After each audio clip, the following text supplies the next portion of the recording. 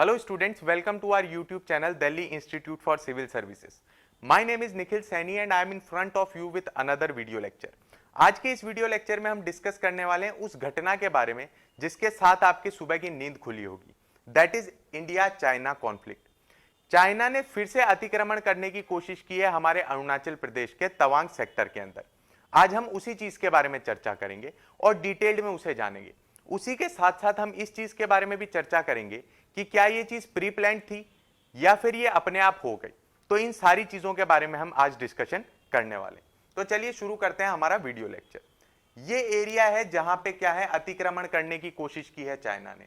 This is McMahon line, line of actual control. China का troop उधर से आया और इस एरिया में अपनी जो है अतिक्रमण करने की उसने कोशिश की. क्या ये चीज अपने आप हुई या प्री प्लान्ड थी, उस चीज के बारे में भी हम डिस्कस करेंगे. बहरहाल ये जो लाइन है ये क्लियरली डिफाइंड नहीं है. यहां पे बहुत बार स्कफल हो जाता है, बट इतना अंदर आना और इस तरीके से आना ये साफ हमें बताता है कि ये चीज प्री प्लान्ड थी. सबसे पहले हम ये जान लेते हैं कि क्या क्या घटना हुई और किस तरीके से वो चीजें अनफोल्ड हुई. दिसंबर 9 की रात को 3 बजे जब हम सब लोग सो रहे थे, उस समय पे चाइनीज ट्रूप के 300 सोल्जर्स हमारे इस तरफ आए, बॉर्डर पार आए. उन्हें देखते ही 70 से 80 इंडियन ट्रूप जो है वो मोबिलाइज हो गए.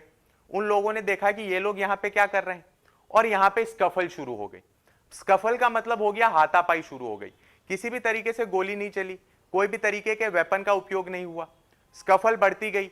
2 से 2.5 घंटे के करीब ये स्कफल चली जिसके अंदर किसी भी तरीके की कैजुअलिटी नहीं हुई. और जैसे ही ये चीज खत्म हुई दोनों साइड अपनी अपनी जगह लौट गई. ठीक है, बट एक चीज ध्यान देने वाली ये है कि आफ्टर द गलवान इंसिडेंट ये एक मेजर स्टैंड ऑफ है, ये एक मेजर फेस ऑफ है. यहां पे किसी भी तरीके की हमारी कैजुअलिटीज नहीं हुई. गलवान इंसिडेंट में तो फिर भी हमने हमारे 20 सोल्जर्स खो दिए थे और चाइना की तरफ से भी 5 कैजुअलिटीज थी, बट यहां पे ऐसा अभी तक कुछ भी हमारे सामने नहीं आया. अब मैं आपको बता रहा था कि ये सारी चीजें प्री प्लान्ड है. वो मैं क्यों कह रहा था उसके बारे में हम डिस्कशन कर लेते हैं. सबसे पहली चीज, चाइना के जो सोल्जर्स थे वो top of the wall position पे थे, तो उनके पास एक एडवांटेज था. दूसरी चीज, इंडियन ट्रूप जो हैं वो हैवी रेनफॉल की वजह से पीछे हट गए. यही चीज हमारे साथ कारगिल में हुई थी. कारगिल में हमने क्या किया था, वो एरिया इसीलिए खाली किए थे क्योंकि वहां हैवी स्नोफॉल थी. चाइना ने भी ऐसा ही किया. हमने थोड़े समय के लिए एरिया खाली किया और उन्होंने क्या देखी, अपॉर्चुनिटी देखी. तो एक चीज तो साफ है कि हमारे जो पड़ोसी हैं वो तो बिल्कुल भी अच्छे नहीं. जैसे ही हमारी कुछ वीकनेस दिखती है, जैसे ही हम रिट्रीव करते हैं, वो इंटरवीन करने की कोशिश करने लगते हैं. Third point, heavily forested area. जैसे आप मूवीज में सीन देखते हैं ना, जिस तरीके के वहां पे वॉर चल रही होती है या फिर बैटल चल रही होती है, उस तरीके का एक्चुअली इंसिडेंट वहां पे बना. और वहां पे हमारे 70 से 80 जवानों ने 300 जवानों को जो चाइना के थे उन्हें पीछे खदेड़ दिया, अपनी धरती में वापस जाने के लिए मजबूर कर दिया.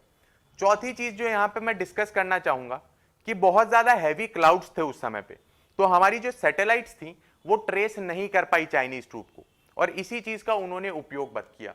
ये सारी चीज हमें ये दर्शाती हैं कि ये सब कुछ प्री प्लान्ड था. बहरहाल आगे से हम सारी चीजें ट्रेस कर पाएंगे क्योंकि नासा और इसरो ज्वाइंट होके एक प्रोजेक्ट तैयार कर रहे हैं जिसका नाम है निसार. तो उसके थ्रू वो उस चीज को फेस कर पाएंगे और ऐसी घटना आगे नहीं बनेगी. So this was all about today's video lecture. इसके ऊपर जितनी भी तरीके की अपडेट्स आती हैं वो मैं आप तक लेके आता रहूंगा. Thank you very much for watching our YouTube channel. Please like, share and subscribe. Thank you.